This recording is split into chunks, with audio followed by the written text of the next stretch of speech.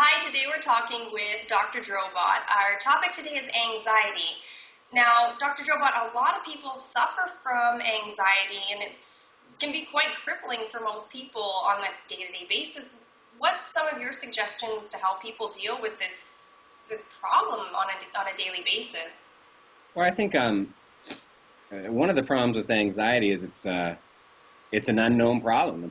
It's a lot of these conditions that we have now, we call them functional imbalances. They're not really a lesional condition, so you can't necessarily do a blood test or you can't do an X-ray on it. You just have to say, well, here's a symptom presentation in a patient, and then you work backwards. And a lot of people aren't really interested in taking the antidepressant or the anti-anxiety medication because it affects the rest of their mood. Right. They're not happy with this one part of their mood, but they're not also interested in altering a larger part of what they do in a day. So some of that, it leads us to the confusion of, treating mental and emotional disorders because we have a patient that is one way, doesn't like it, but they also don't like the options. So what we've done is we've kind of designed a program so that people can see some of the systems that are a problem or that may be manifesting anxiety. And it can be, it's interesting. Food can cause, a bunch of brain chemical imbalances. People know that because they can go ahead and have sugar, or they can go ahead and have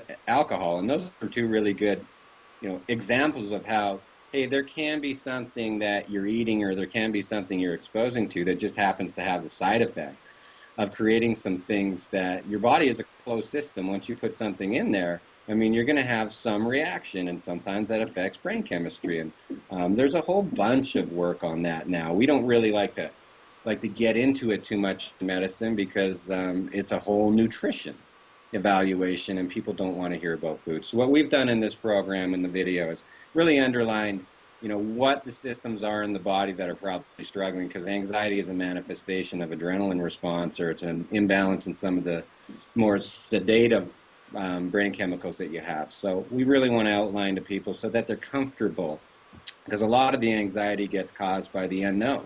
They're just not sure why they're like that.